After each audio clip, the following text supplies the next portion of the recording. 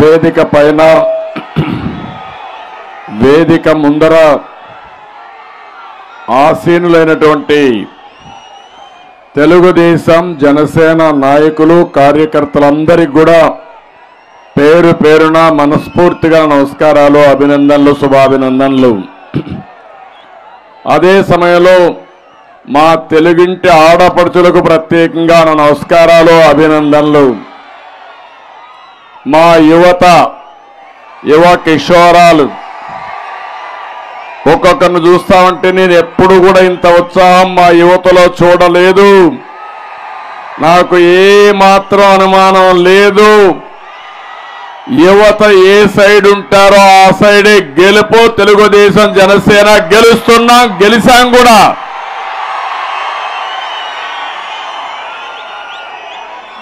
Telugu Desam party కంచు కోట, తిరుగులేని పసుపు కోట ఈ పొన్నూరు.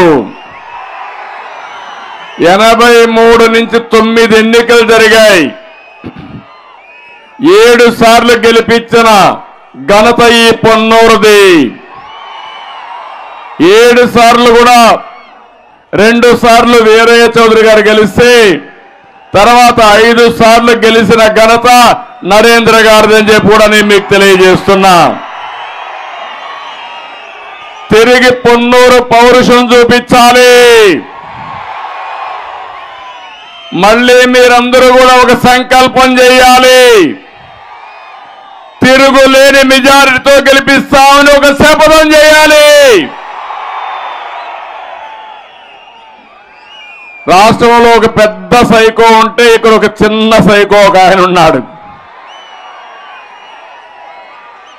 జగన్మోహన్ రెడ్డి ప్రత్యేకత, ఆయన ఒక సైకో, ఊరూరికి ఒక సైకోని తయారు చేశాడు. నాకు కూడా మాకందరికీ ఎప్పుడు లేని కష్టం వీళ్ళందరిని అణచాలంటే ఒక సైకోనైతే తొందరలో కంట్రోల్ చేయొచ్చు, కానీ ఊరూరుకుండే సైకోకి ట్రీట్మెంట్ ఇస్తే తప్ప వీళ్ళ కష్టం సాధ్యం చేయడం తప్పకుండా. షాక్ ట్రీట్మెంట్ ఇచ్చి సైకోల్ని కట్టడి చేసే బాధ్యత మాదిని మరొక్కసారి మీ అందరికీ హామీ ఇస్తున్నా. అందుకే పిలుస్తున్నా, రా కదిలి రా. ఇది 16వ మీటింగు. ఈరోజు నా స్వార్థం కోసమో పవన్ కళ్యాణ్ స్వార్థం కోసం నేను రాలేదు ఇక్కడికి. ఈ రాష్ట్రాన్ని కాపాడుకోవాలి, తెలుగు జాతిని కాపాడుకోవాలి, ఈ పిల్లల భవిష్యత్తు కాపాడాలి. దానికి నా ఆడబిడ్డలు బాధ్యత తీసుకోవాలని చెప్పడానికి ఇక్కడికి వచ్చాను నేను. ఏ తల్లైనా కష్టపడి పనిచేస్తుంది, చెమటోడ్చి పిల్లల్ని బాగా చదివించి వాళ్ళు ప్రయోజకులయ్యి మిమ్మల్ని బాగా చూసుకోవాలని ఆశిస్తారా లేదా తల్లి? మీరే చెప్పమని అడుగుతున్నా. అలాంటి సందర్భంలో ఈరోజు మీరు చూస్తా ఉంటే అది సాధ్యమవుతుందా అని మిమ్మల్ని అడుగుతున్నా. అందుకని మీకు ఒక బాధ్యత చెప్పడానికి వచ్చాను ఇక్కడికి. ఈరోజు మీరు ఒకసారి చూస్తే జగన్మోహన్ రెడ్డి కొత్త డ్రామా ఒకటి ప్రారంభించాడు నిన్నే. జగన్మోహన్ రెడ్డి మార్క్ అంట. ఆ మార్క్ ఏంటో ఒక్కసారి చెప్తాను మీ అందరికీ. మన హయాంలో 200 రూపాయలు కరెంటు ఛార్జీలు వచ్చే బిల్లు ఇప్పుడు ఎంత తల్లి? 1000 రూపాయలు అవునా కాదా? 1000 రూపాయలు అవునా కాదా? ఇది జగన్ మార్కు.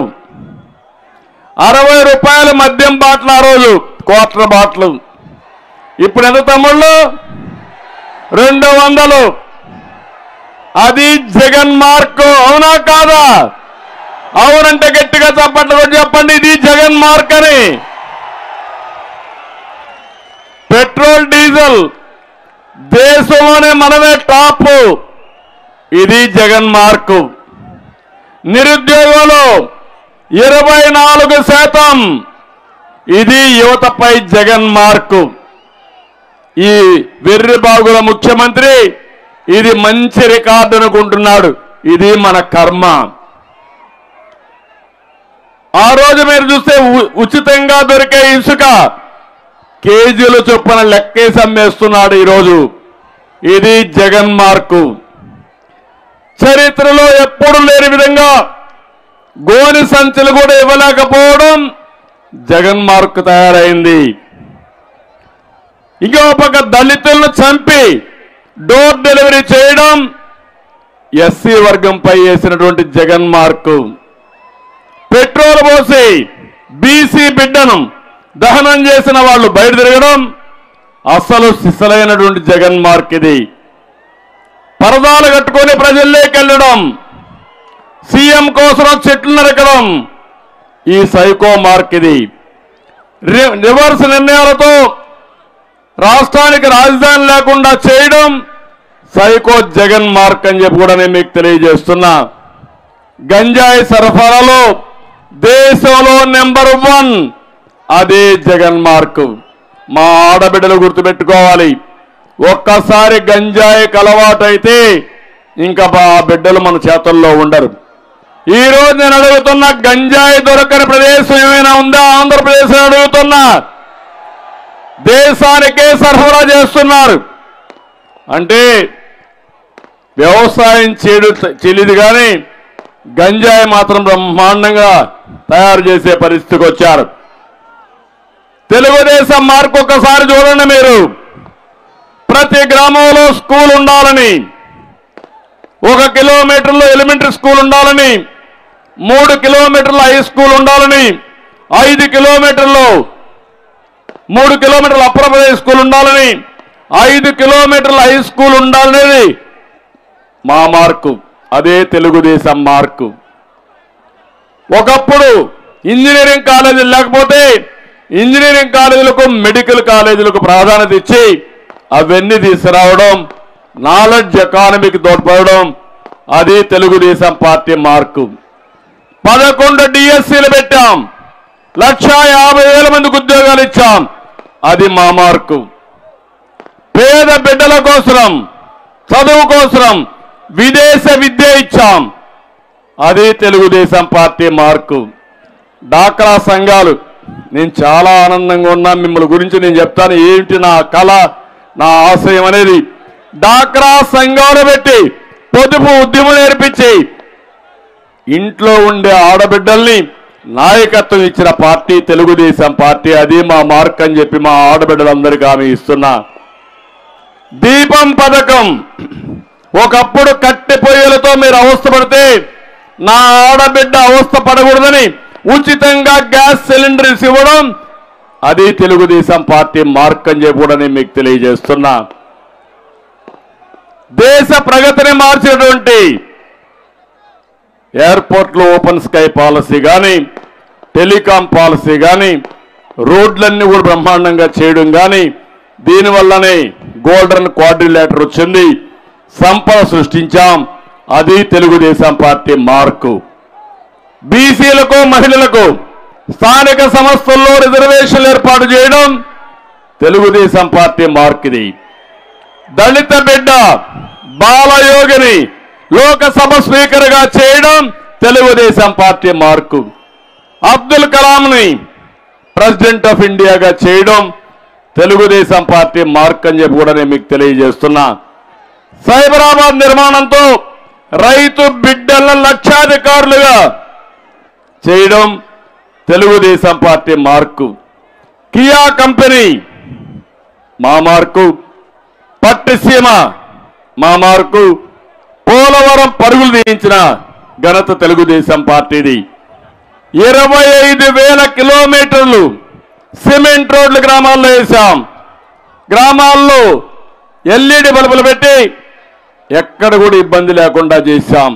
ప్రతి ఒక్క ఆడబిడ్డకి మరుగుదొడ్డు కట్టి మీ ఆత్మ గౌరవాన్ని పెంచాం, అది తెలుగుదేశం పార్టీ మార్క్. ఇది పేదవాడికి 5 రూపాయలకే అన్నం పెట్టిన, అన్నా క్యాంటీన్లు పెట్టిన పార్టీ తెలుగుదేశం పార్టీ, అది తెలుగుదేశం మార్కు.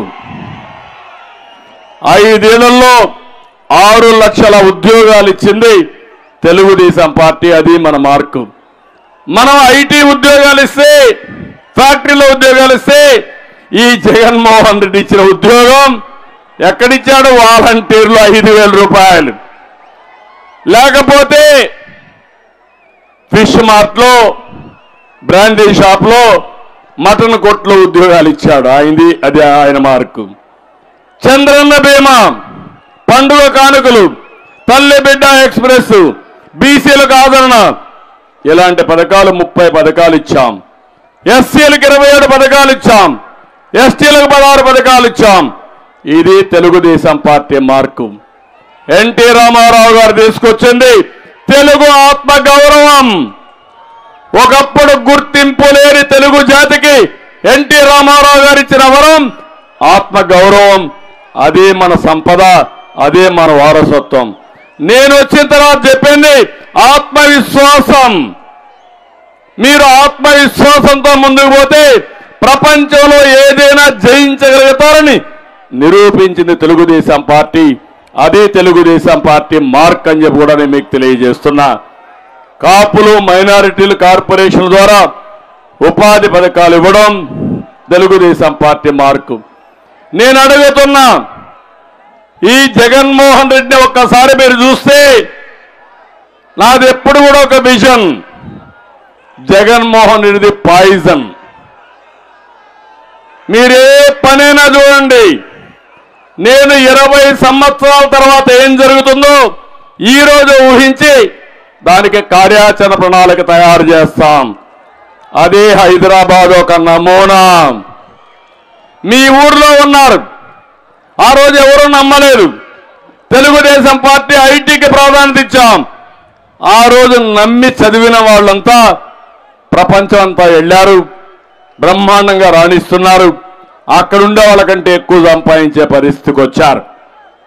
నేను అదే ఆలోచించి హైదరాబాద్ లాంటి నగరాన్ని మళ్ళీ ఇక్కడ కట్టాలని అమరావతికి శ్రీకారం చుట్టాను. ఆ అమరావతి వచ్చుంటే ఈ ప్రాంతం ఇప్పటికే ఎంతో ముందుకెళ్ళిపోయేది. కానీ దుర్మార్గం. మీరు ఒకసారి చూడండి, ప్రపంచ చరిత్రలో ఎప్పుడు కూడా 35,000 ఎకరాల భూమి 29,000 మంది రైతులు స్వచ్ఛందంగా ఇచ్చారంటే ఇది ఒక చరిత్ర. ఎక్కడా ప్రపంచంలో జరగలేదు. చిన్న లిటిగేషన్ లేదు.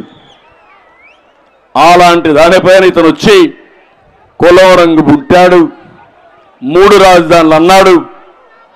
పంట కాలువలు కూడా తీయలేడు కానీ 3 రాజధానులని 3 ముక్కలాటాడి మొత్తం రాజధాని నాశనం చేసే పరిస్థితికి వచ్చాడు.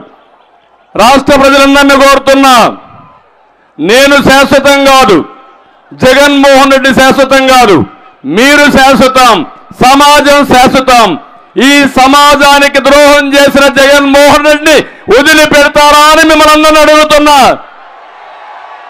అది నా బాధ, ఆవేదన. ఒక అమరావతి కొన్ని లక్షల మందికి ఉపాధి కల్పిస్తుంది. పేదవాడికి ఉద్యోగాలు కానీ ఉపాధి అవకాశాలు కల్పిస్తుంది. ఈరోజు హైదరాబాద్ ఉంది. ఆ రోజు కూడా చాలా మంది అపోజ్ చేశారు, కానీ అభివృద్ధి చేశాం.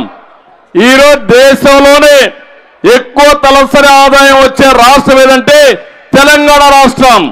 దానికి కారణం ఆ రోజు మనం వేసిన ఫౌండేషను సైబరాబాద్ నగరం అని చెప్పి కూడా నేను మీకు తెలియజేస్తున్నా. ఈరోజు మీరు చూస్తే, మీరు ఒక్కసారి ఇక్కడే ఉన్నారు, అమరావతికి వెళితే 5 సంవత్సరాలు తమ్ముళ్ళు వేచండి ప్లీజ్ వెయిట్ అరవద్దు. ఈరోజు అమరావతిలో మీరు ఒక్కసారి చూస్తే బిల్డింగ్లన్నీ కట్టాం.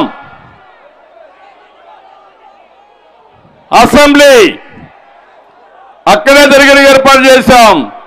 సెక్రటరియట్ కట్టాం, హైకోర్టు కట్టాం.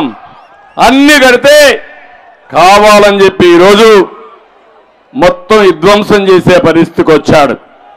కడానక్కడ ఉండే రోడ్లో కూడా గ్రావెల్ దొంగిలించే దొంగలు తయారయ్యారంటే ఎంత నీచులో మీరు ఒక్కసారి ఆలోచించుకోవాలి. ఒకప్పుడు ఎక్కడికో పోయేవాళ్ళం, ఈరోజు విట్ కానీ ఎంఆర్ఎం కానీ ఏ కాలేజ్, ఏ యూనివర్సిటీ, SRM కానీ అమృత కానీ ఇంకా చాలా యూనివర్సిటీల్ని భారతదేశంలో ఉండే అన్ని యూనివర్సిటీకి తేవాలనుకున్నాను. టాప్ 10 యూనివర్సిటీలు, top 10 high schools, top 10 hospitals, ఏది చూసినా అమరావతి చిరునామాగా ఉండి తెలుగు జాతికి అంకితం చేయాలని నేను కలలుగంటే ఈ దుర్మార్గుడు వచ్చి మొత్తం విధ్వంసం చేశాడని చెప్పి కూడా నేను మీకు తెలియజేస్తున్నా. మనం కట్టిన ఇండ్లకు రంగులేసుకున్నాడు కానీ దాన్ని పూర్తి లేకుండా పోయే పరిస్థితికి వచ్చాడు. నేను అందుకే ఒకే విషయం మిమ్మల్ని కోరుతున్నా, మళ్ళీ ఈ యొక్క పొన్నూరు మీటింగ్ లో అనౌన్స్ చేస్తున్నా, అమరావతి మన రాజధాని 72 రోజుల తర్వాత అమరావతికి పూర్వ వైభవం వస్తుంది. ఇది దేవతల రాజధాని. ఇలాంటి సైకోలు వచ్చి రాజధాని ఏమీ చెయ్యలేరు. అమరావతి మన రాజధానిగా ఉండాలా లేదా? ఇది 5 కోట్ల నినాదం. ఇది 5 కోట్ల ప్రజల యొక్క కోరిక. సాధిస్తావా లేదా? అందుకే కోరుతున్నా, ఇది తప్పకుండా సాధ్యమవుతుంది. ఇది సాధ్యం కావాలంటే ఫ్యాన్కి ఎన్ని రెక్కలున్నాయి? ఎన్ని రెక్కలున్నాయి? 3 రెక్కలున్నాయి. ఒక రెక్క బాధుడే బాధుడి కింద ఉత్తరాంధ్ర వాళ్ళు పెరిగేస్తారు. ఇంకొక రెక్కని విధ్వంసాల కింద రాయలసీమ వాళ్ళు ఎరగొడతారు. కోస్టల్ ఆంధ్ర ఏవైతే హింసా రాజకీయాలు చేస్తున్నాడో దానిపైన ఆ రెక్కను మీరు కూడా ఎరగొట్టేయాలి. 3 రెక్కలు ఎరగొట్టి రెక్కలు లేని ఫ్యాన్ ని రివర్స్ సీఎంకి ఇస్తే హ్యాపీగా తాడేపల్లి గుడిలో కూర్చొని ప్యాలెస్ లో కూర్చొని ఆలోచిస్తా ఉంటాడు. చేయడానికి సిద్ధంగా ఉన్నారా లేదా అని మిమ్మల్ని అడుగుతున్నా. ఇక్కడ యువతున్నారు, తమ్ముళ్ళు ఒకటి అడుగుతున్నా మిమ్మల్ని, మీకు ఉద్యోగాలు వచ్చాయా అని మిమ్మల్ని అడుగుతున్నా. వస్తాయా అని మిమ్మల్ని అడుగుతున్నా. జాబు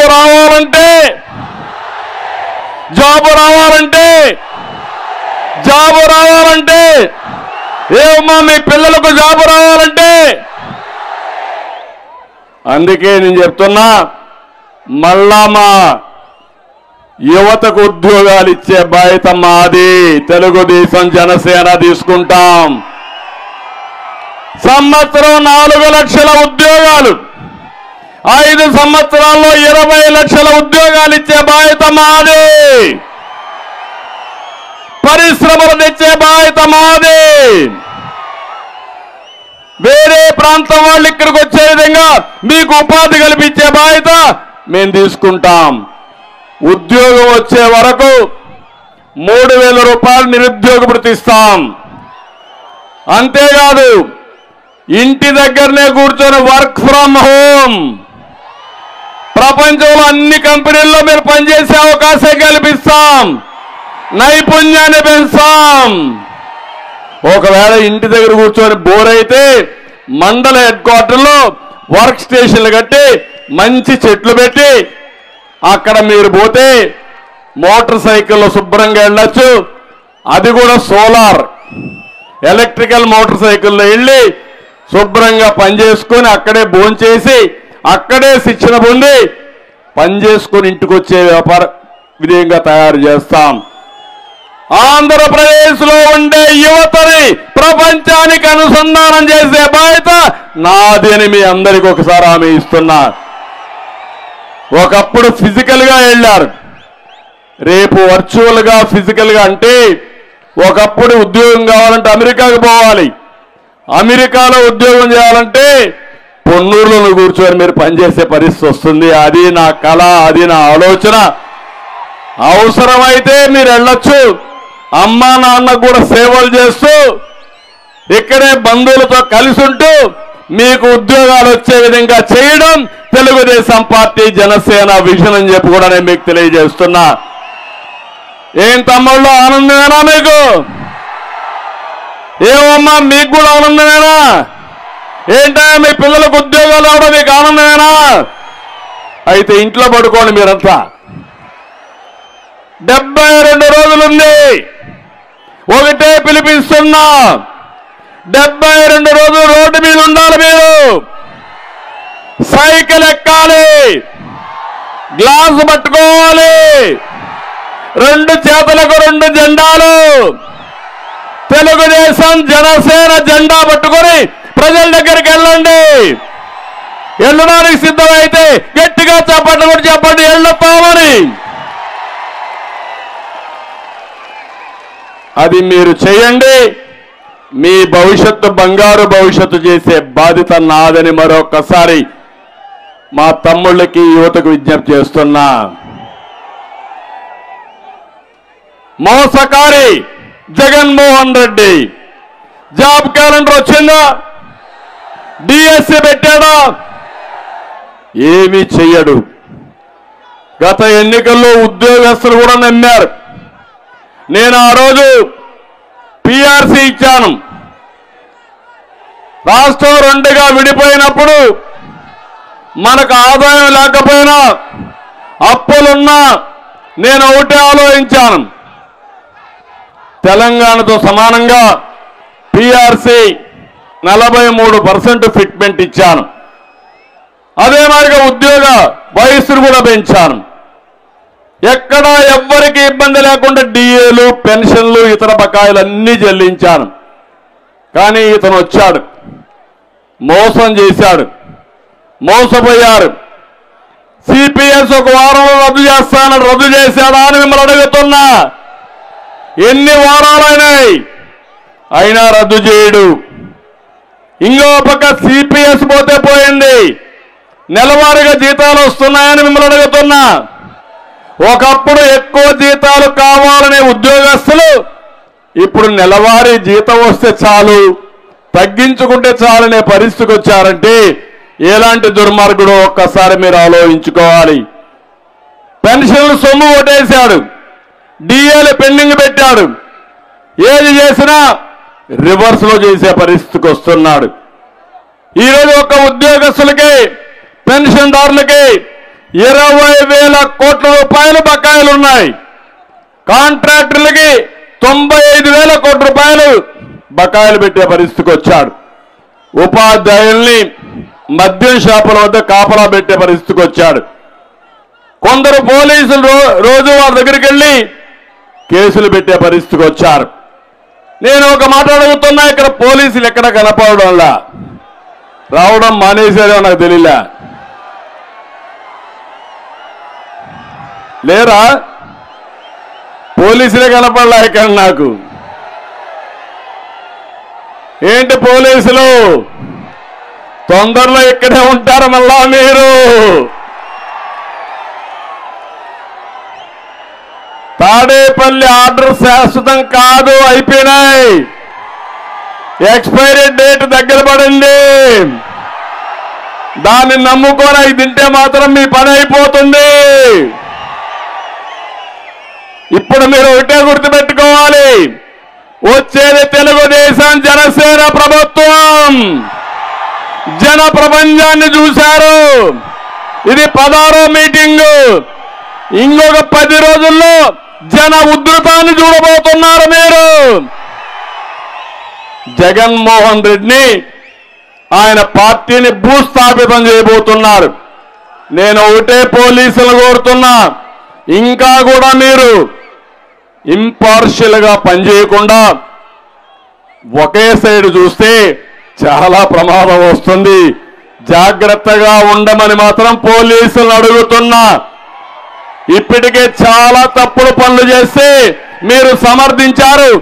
తప్పుడు పనులు చేసిన పోలీస్ ఆఫీసర్ ఎవరిని వదిలిపెట్టమని మరొక్కసారి విజ్ఞప్తి చేస్తున్నా. అది మీకు కూడా మంచిది కాదు, ప్రజాస్వామ్యానికి కూడా మంచిది కాదు. నా దగ్గర 14 ఏళ్ళు పనిచేశారు మీరు. నేను ఏ విధంగా పని చేయించా, ఈరోజు ఏ విధంగా పనిచేస్తున్నారో మీరు చూడాల్సిందిగా కోరుతున్నా. అందుకే ఉద్యోగస్తులందరికీ, కడాన అంగన్వాడీ టీచర్లకి, పోలీసులకి అందరికీ విజ్ఞప్తి చేస్తున్నా, మళ్ళా మీ న్యాయమైన కోరికలన్నీ పరిష్కారం చేసే బాధ్యత తెలుగుదేశం జనసేన తీసుకుంటామని వారందరికీ హామీ ఇస్తున్నా. పోలవరం, పట్టిసీమ 2 ప్రాజెక్టులు ఏం చేశాడో మీరే చూశారు. నేను ఒకటి ఆలోచించాను, పట్టిసీమను పూర్తి చేసి కృష్ణా డెల్టాకు నీళ్లు తీసుకొచ్చి ఇక్కడ మీరు వాడే నీళ్లు శ్రీశైలం ద్వారా రాయలసీమకు కానీ అదే మరి నాగార్జున సాగర్కు ఉపయోగించుకుంటే ఎక్కడ కూడా ఇబ్బంది లేదు ఉంటుందని ఆలోచించాను. ఈరోజు ఆ పట్టిసీమను కూడా పాడు చేస్తున్నారు. పోలవరం 72% పూర్తి చేశాం. పోలవరాన్ని పూర్తి చేస్తే ఈ రాష్ట్రంలో కరువు అనే మాటే ఉండదు. నదులు అనుసంధానం చేసి ప్రతి ఎకరాకు నీళ్లు ఇవ్వాలనుకుంటే ఈ దుర్మార్గుడు వచ్చి పోలవరాన్ని సముద్రంలోకి ముంచేసే పరిస్థితికి వచ్చాడు. చాలా బాధేస్తుంది. మళ్ళీ ఒకటే హామీ ఇస్తున్నా, పోలవరాన్ని పూర్తి చేసుకుందాం, అమరావతి పూర్తి చేసుకుందాం, పరిశ్రమలు తెద్దాం. ఇవన్నీ జరగాలంటే ఈ సైకో ప్రభుత్వాన్ని భూస్థాపితం చేయాల్సిన అవసరం ఉంది.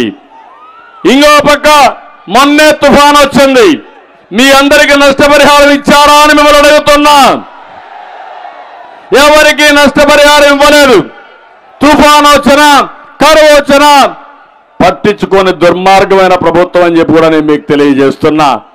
ఇవన్నీ చేసి ఇప్పుడు మాట్లాడితే ఒక మాట మాట్లాడుతూ ఉంటాడు, నాది విశ్వసనీయతని. దానికంటే ముందు ఒక విషయం చెప్తాను మా ఆడబిడ్డలకి. ఏమమ్మా, గతాన్ని ఒక్కసారి మీరు గుర్తుపెట్టుకోండి. మొట్టమొదటిసారిగా భారతదేశంలో రాజకీయాల్లో స్థానిక సంస్థల్లో 8% రిజర్వేషన్ల మహిళలు పెట్టింది మన నాయకుడు ఎన్టీ రామారావు గారు. అవునా కాదా ఒక్కసారి మీరు గుర్తుపెట్టుకోండి. అక్కడి నుంచి మహిళా సాధికారత ప్రారంభమైంది. ఆ రోజు మన నాయకుడు ఆలోచించి ఒకే మాట చెప్పాడు, తల్లిదండ్రులకు ఆడబిడ్డ అయినా మగబిడ్డ అయినా సమానమే, ఆస్తిలో సమాన హక్కు ఇవ్వాలని చెప్పిన నాయకుడు నందమూరి తారక రామారావు గారు. చట్టం తెచ్చిన వ్యక్తి నందమూరి తారక రామారావు గారు. ఆ తర్వాతే దేశంలో చట్టాలు వచ్చాయి. ఇప్పుడు మీరు చూస్తా ఉంటే కడాన రాజశేఖర్ రెడ్డి సంపాదించిన ఆస్తిలో వాటా ఇవ్వలేదని ఆయన కూతురు అడుగుతా ఉందంటే సమాధానం ఏం చెప్తాడో ఈ యొక్క సైకో జగన్మోహన్ రెడ్డి ఆలోచించుకోవాలి. నేను వచ్చిన తర్వాత చదువుకోని మహిళలు కూడా సమర్థత ఉంది, తెలివితేటలున్నాయి. మీరు వంటింటికో లేకపోతే ఇంటికే పరిమితం కాకూడదని డాక్రా సంఘాలు పెట్టాను. డాక్రా సంఘాలు పెట్టి పొదుపు ఉద్యమం నేర్పించాం. మీరు రూపాయి పొదుపు చేస్తే నేను రూపాయి ఇచ్చాను, మీకు నాయకత్వాన్ని ఇచ్చాను, మీ పనులన్నీ చేశాను. తద్వారా మీకు పరిశ్రమలు పెట్టాలని, స్వయం ఉపాధి కల్పించాలని అన్ని విషయాల్లో ముందుకు తీసుకెళ్ళాం. ఈరోజు డాక్రా సంఘాలు బ్రహ్మాండంగా పనిచేస్తున్నాయి. అన్ని వ్యవస్థల్ని విధ్వంసం చేయగలిగాడు. కానీ డాక్రా సంఘాలు ఉన్నాయంటే అది నేను వేసినటువంటి గట్టి పునాది. ఎవ్వరూ ఏమీ చేయలేకపోయారు. దాన్ని నేను గర్వపడుతున్నా. ఇది అయిన తర్వాత నేను చేసిన పని మీరు చూస్తే ఉద్యోగాల్లో కాలేజీల్లో 33% రిజర్వేషన్ మహిళలు పెట్టాను. దీనివల్ల ఉద్యోగాలు వచ్చాయి. చదువుకునే పిల్లలు ఐటీ చదివారు, డాక్టర్లు చదివారు. ఈరోజు వరకట్న బాధ పోయింది మీకు. అంత మునుపు కూతురికి పెళ్లి చేయాలంటే కష్టం, ఇప్పుడు కొడుక్కి పెళ్లి చేయాలంటే కష్టంగా ఉంది. ఆడబిడ్డ ఒప్పుకుంటేనే మగబిడ్డకు అమ్మాయి వచ్చే పరిస్థితి ఉంది. అవునా కాదా ఒకసారి ఆలోచించండి. భార్య భర్త ఇద్దరు ఐటీ ఉద్యోగులైతే ఎవరికి ఆదాయం ఎక్కువ వస్తుందంటే 170% ఆడపిల్లలే ఎక్కువ సంపాదిస్తున్నారు. అది తెలుగుదేశం పార్టీ ఇచ్చినటువంటి సాధికారత. ఏమమ్మా నమ్మతారా ఇవన్నీ? ఎన్నేళ్ళు జరిగాయి? 20 ఏళ్ళు జరిగాయా లేదా? అంత మునుపు ఇంట్లో నుంచి బయట వచ్చేవాళ్ళ మీరు? ఇప్పుడు చెప్తున్నా, మీ ద్వారా పేదరికం నిర్మూలన చేస్తా. అందుకే మహాశక్తి. ప్రతి ఒక్క ఆడబిడ్డకు 15,000 రూపాయలు ఇచ్చే బాధ్యత తెలుగుదేశం పార్టీ తీసుకుంటాం. మీ అకౌంట్లోకి వస్తుంది. ఎంతమంది ఆడవాళ్ళు ఉంటే అంతమందికి వస్తుంది. 19 సంవత్సరాల నుంచి 60 సంవత్సరాల లోపల ఉండే వాళ్ళందరికీ నెలకు 15,000 రూపాయలు పంపిస్తాం. సంవత్సరానికి తల్లికి వందనం కింద 15,000 రూపాయలు మీ పిల్లలకి ఇచ్చే బాధ్యత నాదని తల్లులందరికీ హామీ ఇస్తున్నా. ధరలు తగ్గిస్తాం. ధరలు తగ్గించి మీ ఆదాయాన్ని పెంచుతాం. అదే సమయంలో ప్రతి ఒక్క ఆడబిడ్డకు హామీ ఇస్తున్నా. 3 గ్యాస్ సిలిండర్లు ఉచితంగా ఇస్తామని మా ఆడబిడ్డలందరికీ హామీ ఇస్తున్నా. ఇదే కాదు, ఆర్టీసీ బస్సుల్లో ఉచిత ప్రయాణ సౌకర్యం ఏర్పాటు చేస్తా.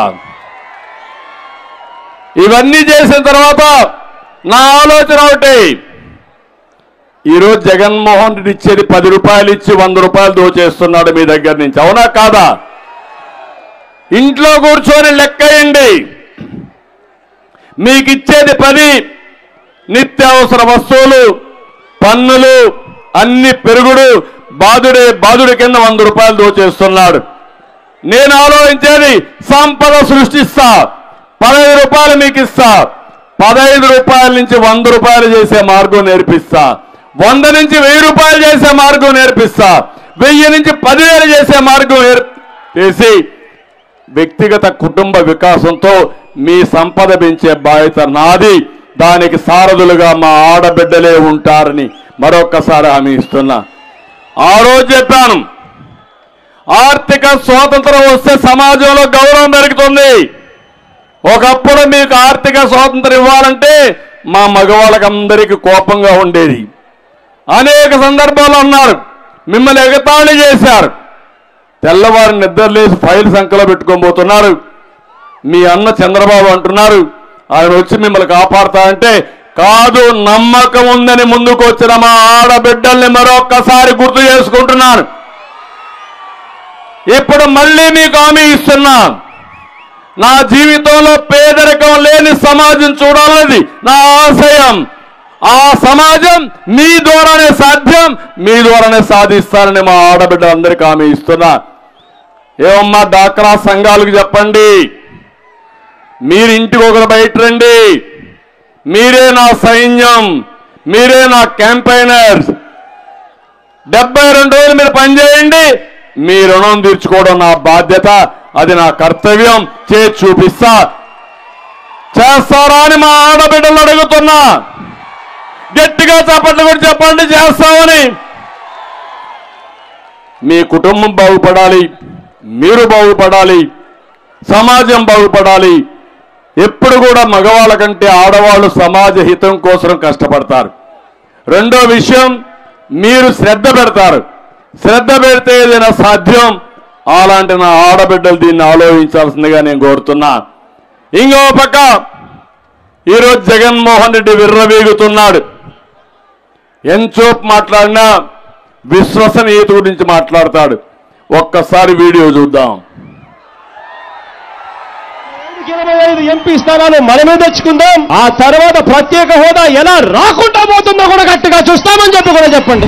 ఆ 2024 ఎన్నికలు జరిగే నాటికి మందనేది లేకుండా చేసిన తర్వాత ఓట్లు అడుగుతానని చెప్పి ప్రతి ఒక్కకు చెల్లమ్మకు నేను మాటిస్తా ఉన్నా. నా సిపిఎస్ మనం అధికారంలోకి వచ్చిన వారంలో చేపించేస్తానన్నా. ప్రతి సంవత్సరం జనవరి 1వ తారీఖున ప్రభుత్వ ఉద్యోగాల భర్తీకి క్యాలెండర్ కూడా విడుదల చేస్తాను అని చెప్పి మీ అందరికీ కూడా హామీ ఇస్తా ఉన్నా. 200 యూనిట్ల వరకు మీకు కరెంటు ఉచితంగా ఇస్తామని చెప్పి మీ అందరికీ కూడా చెప్తా ఉన్నాం. ప్రాజెక్టు 2021 జూన్ నాటికి కంప్లీట్ చేస్తాము. ఖరీఫ్ 2022 నాటికి నీళ్లు ఇచ్చే పరిస్థితి తీసుకొని వస్తానని కూడా ఖచ్చితంగా కూడా చెప్తా ఉన్నాం. 2023 ఖరీఫ్ కు కల్లా ఈ ప్రాజెక్టు పూర్తి చేస్తామని చెప్పి చెప్తా ఉన్నాం. 2025 ఖరీఫ్ కల్లా ఖచ్చితంగా గోదావరి పోలవరం ప్రాజెక్టు పూర్తి చేసి సమగ్ర సప్లాన్ చట్టాన్ని చట్టబద్ధంగా తీసుకొస్తామని చెప్పి హామీ ఇస్తా ఉన్నాము. 3వ వంతు నిధులు బీసీలకు కేటాయిస్తాము అని చెప్పి హామీ ఇస్తా ఉన్నాను మీ అందరికి. ఇలా ఉట్టి బీసీలకే 139 కార్పొరేషన్లు పెడతామని చెప్పి మీ అందరికీ హామీ ఇస్తా ఉన్నాము.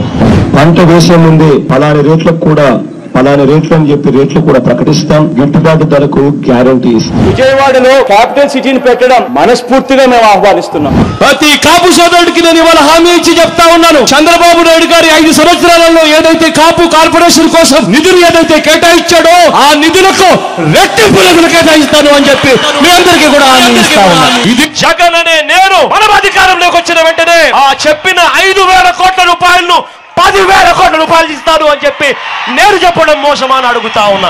సౌమ్యుడిగా పేరు పొందిన ఎక్స్-ఎంపీని అతి కిరాతకంగా ఇంట్లోకి చొరబడి వడ్డని తీసుకొని నరికి అత్యంత దారుణంగా చంపడం అన్నది ఇంతకన్నా దారుణమైన విషయం ఎక్కడా ఉండదు. కరెంటు ఛార్జీలు బాధుడే బాధుడు. 2024 ఎన్నికలు జరిగేసరికి మందరిని పూర్తిగా తీసేసిన తర్వాత మేము ఓట్లు అడుగుతామని చెప్పి ఇక మొదలెడు. విన్నారా మీరు?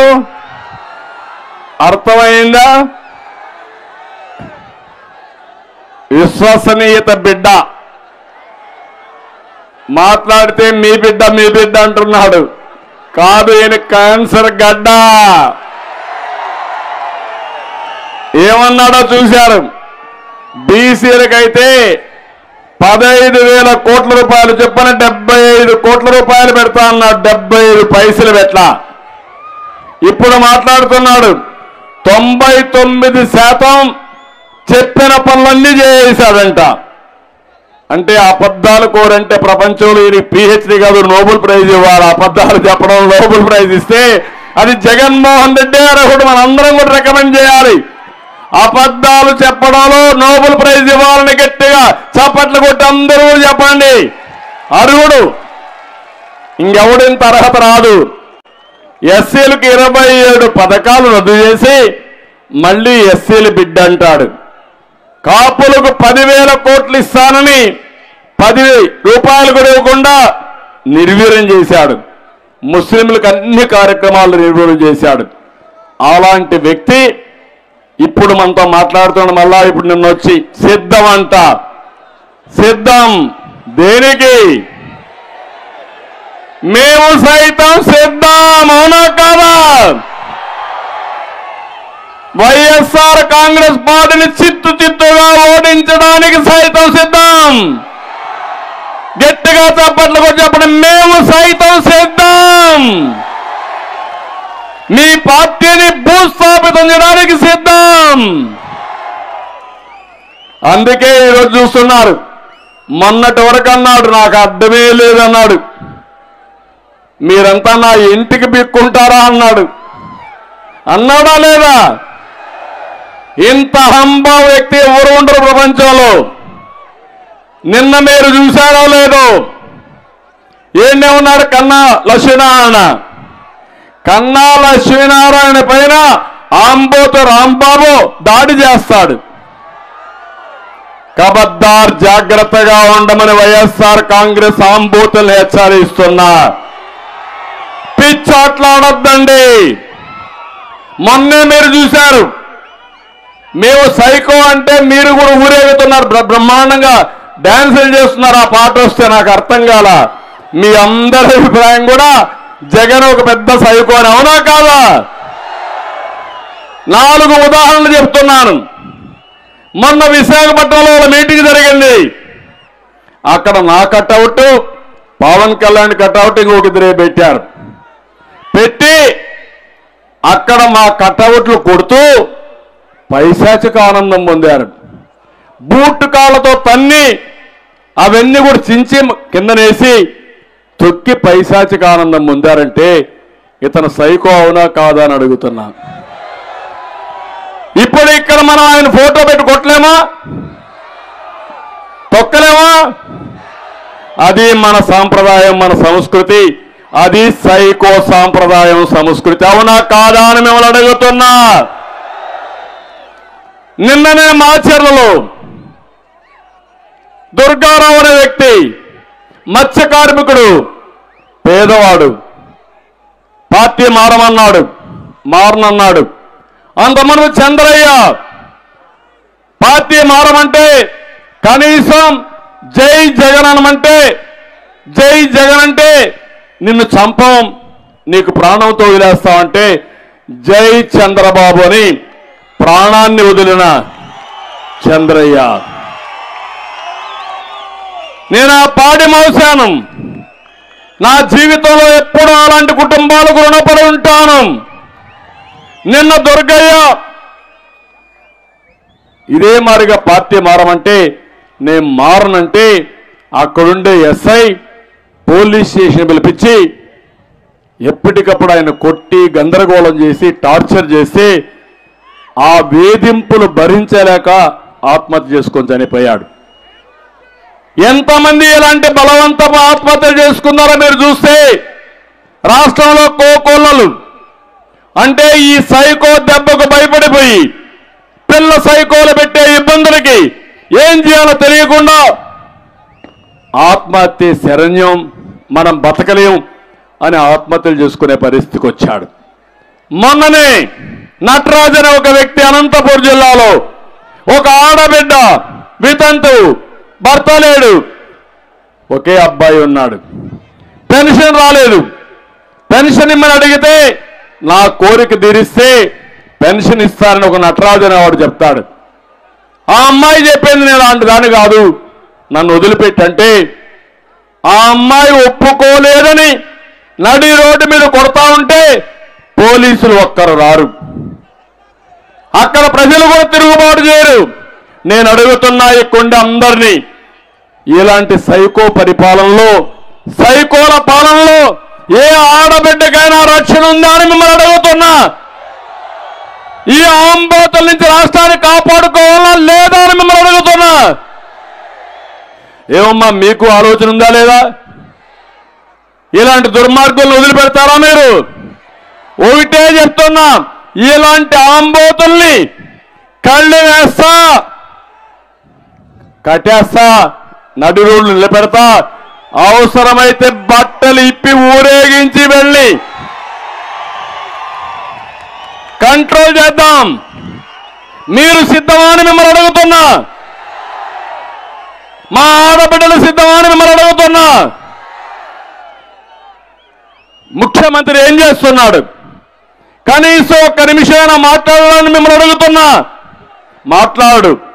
లైసెన్స్ ఇచ్చాడు, మీ ఇష్టం ఏమైనా చేయమని.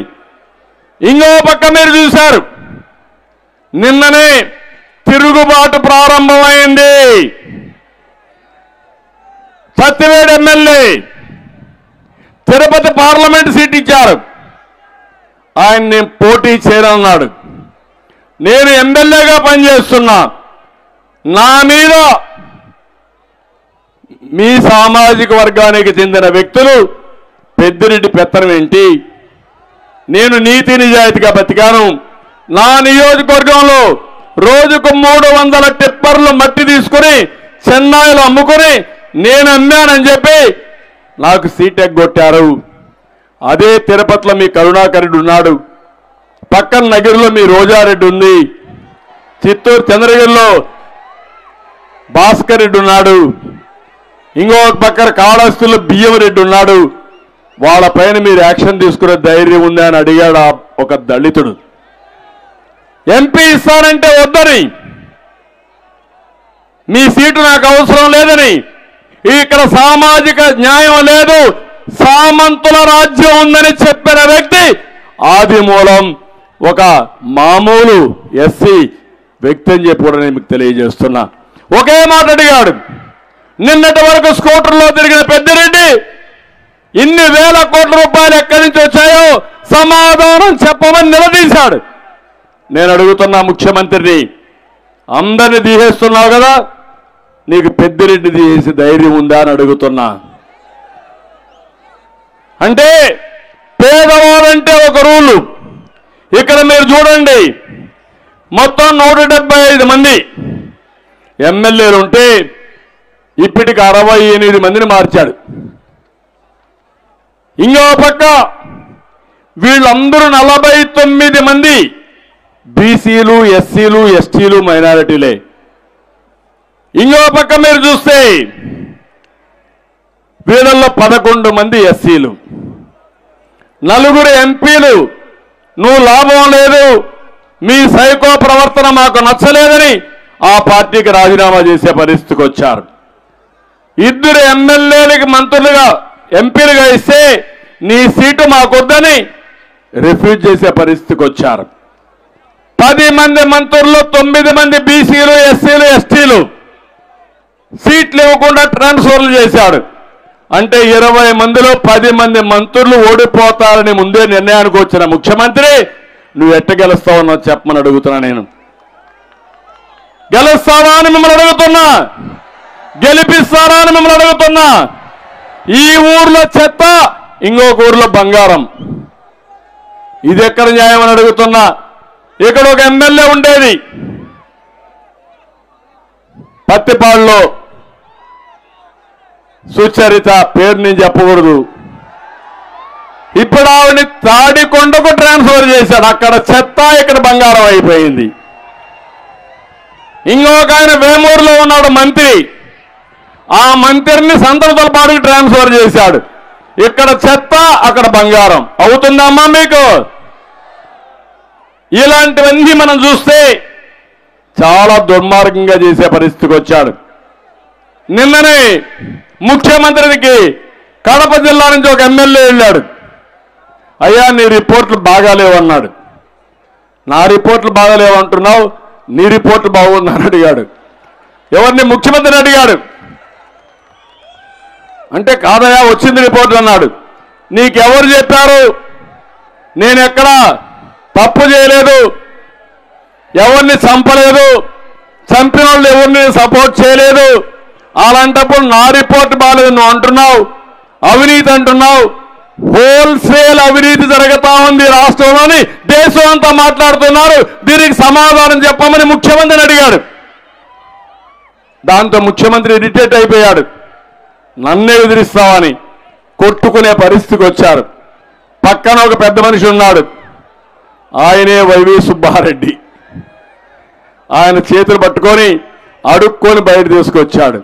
ఆ ఎమ్మెల్యే ఓటే అన్నాడు, నాకు సీట్ ఇవ్వకపోతే ఈ ముఖ్యమంత్రి ఎట్టుకెళ్ళేస్తాడు, నేను చూస్తానని చెప్పారంటే మీరు అర్థం చేసుకోవాలి. తిరుగుబాటు ప్రారంభమైంది వైఎస్ఆర్ కాంగ్రెస్ పార్టీలో. ఎమ్మెల్యేలు కూడా తిరుగుబాటు చేశారు. ఈ తిరుగుబాటు ఇప్పటితో ఆగదు, ఇంకా ఎక్కువ పోతుంది. కడాన మీరు చూడబోయేది ఇప్పుడే ఖాళీ అవుతుంది. మనం గేట్లు ఓపెన్ చేస్తే సగం ఖాళీ అవుతుంది, ఎలక్షన్లు అవుతాయి, మొత్తం పార్టీయే ఖాళీ అయిపోయే పరిస్థితి వస్తుంది. ఇక్కడికి వచ్చినప్పుడు పొన్నూరు కిలాడే కదా, కిలాడి ఇప్పుడు గ్రావెల్ రోసేగా మారిపోయాడు. ఇప్పుడే మన కేజీఎఫ్ ఉంటుంది, కొన్ని దగ్గర కేజీఎఫ్ 2, 3 చేస్తే ఇక్కడ పీజీఎఫ్ పొన్నూరు గ్రావెల్ ఫీల్డ్. మొత్తం ఎక్కడ చూసినా కేజీఎఫ్ ను మరిపించే విధంగా ఇక్కడ కిలాడి మొత్తం దువ్వేశాడంటే చాలా గొప్పోడితన్ని. గట్టిగా మీరందరూ 700 ఎకరాల్లో 2000 కోట్ల రూపాయలు గ్రావెల్ తరలించాడు. మా పాపం నరేంద్ర పాపం అన్ని ప్రయత్నాలు చేశాడు, పోలీసులు తోసేశారు. కానీ ఎన్ని చేసినా నరేంద్ర మాత్రం పట్టిన పట్టు వదలకుండా విక్రమార్కుల మారిగా పోరాడుతూనే ఉన్నాడు.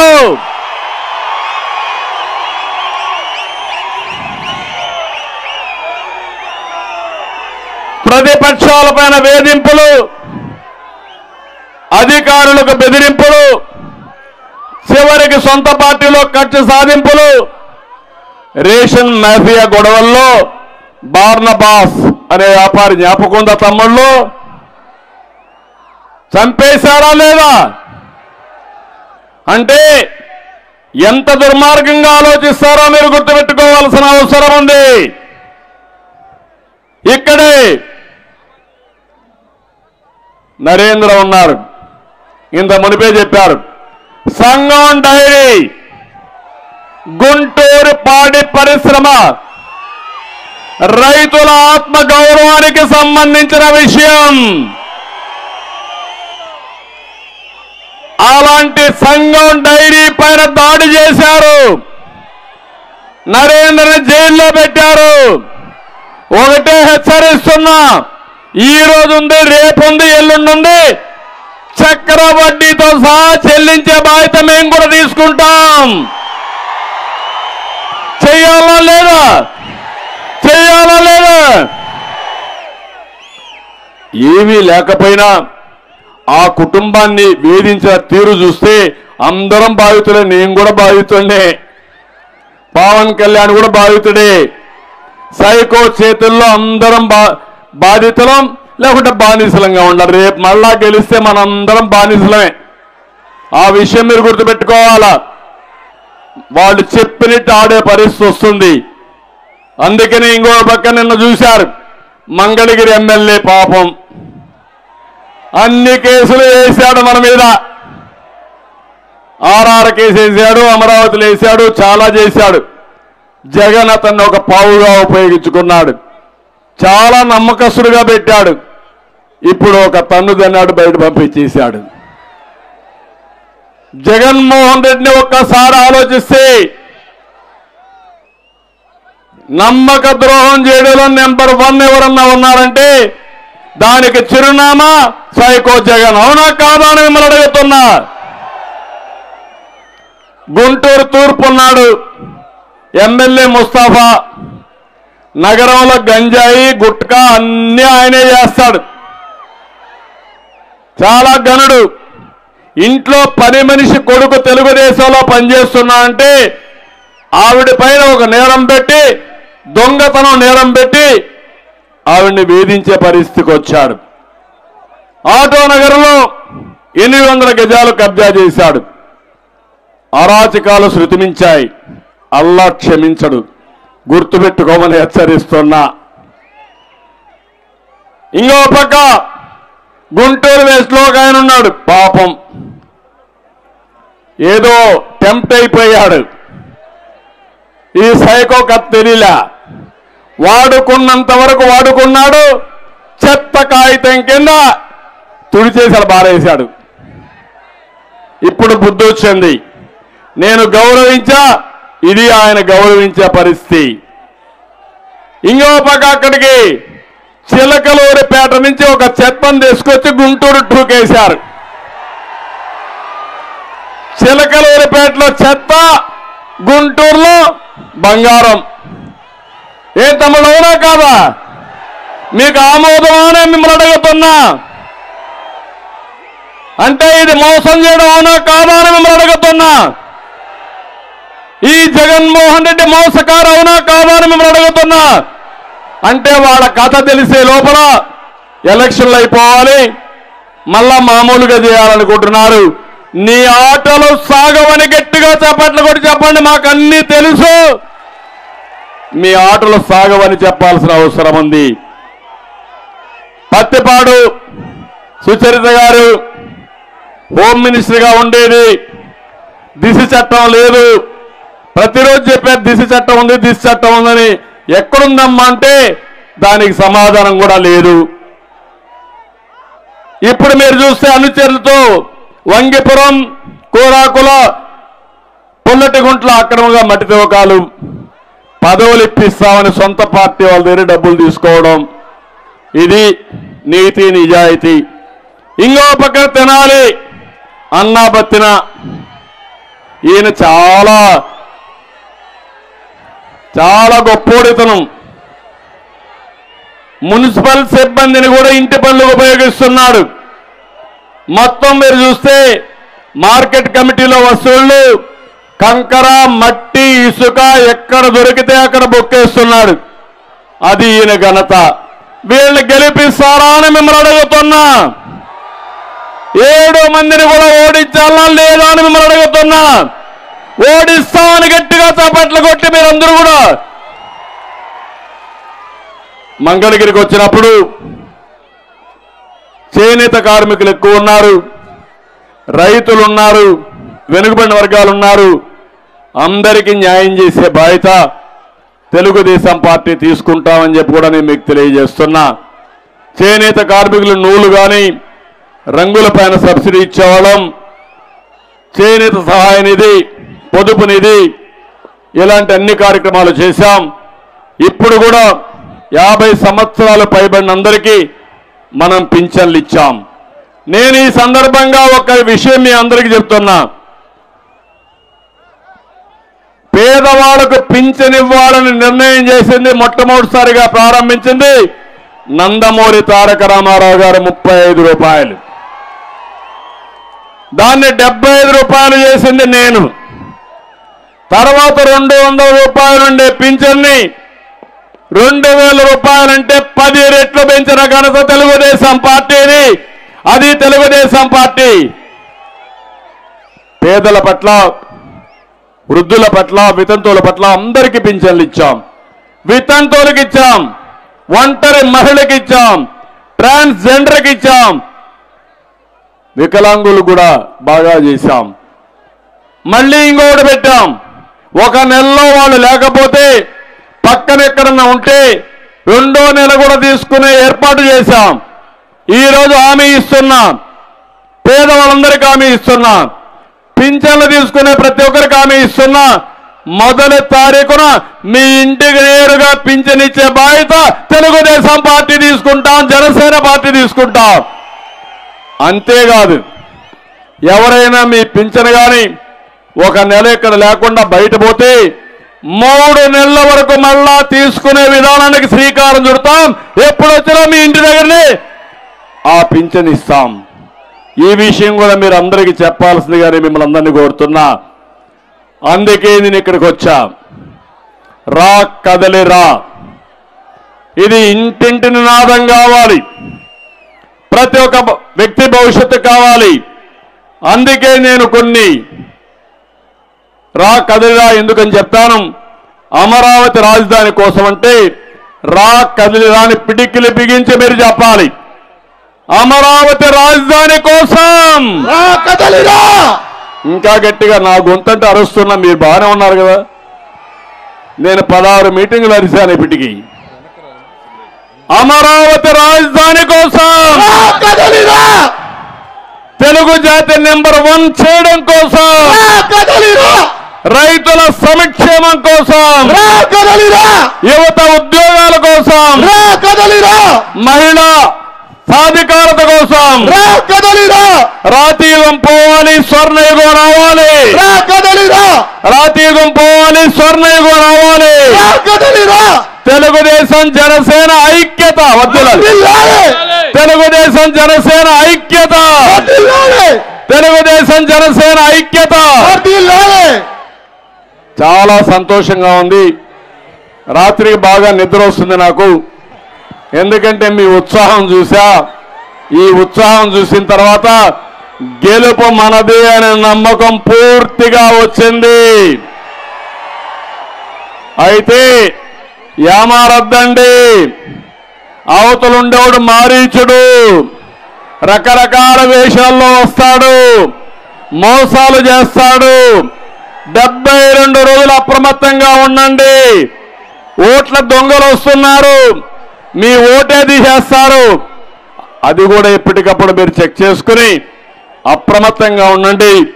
ఈ ఎన్నికలు ఒక హిస్టారికల్ ఎన్నికలువి, మన భవిష్యత్తును నిర్ణయించే ఎన్నికలు. దయచేసి ప్రతి ఒక్కరు కూడా అప్రమత్తంగా ఉండాలని మరొక్కసారి కోరుకుంటూ, మీ ఉత్సాహం చూసా, మీ అభిమానం చూసా. ఇదే అభిమానం మళ్ళా 72 రోజులుండి తిరుగులేని మెజారిటీతో అందరు అభ్యర్థులు గెలిపిస్తామని గట్టిగా చప్పట్లు కొట్టి మీరు హర్షాన్ని, ఆమోదాన్ని తెలియజేయాలి. ఇంకొక చిన్న విజ్ఞప్తి, తెలుగుదేశం జనసేన నాయకులకి, కార్యకర్తలకు ఒక విజ్ఞప్తి. తెలుగుదేశం జనసేన గెలవడం ఒక చారిత్రక అవసరం. సీట్లు అనేది రెండు పార్టీలు మేము నిర్ణయిస్తాం. కార్యకర్తలని నాయకులను ఒకటే కోరుతున్నా,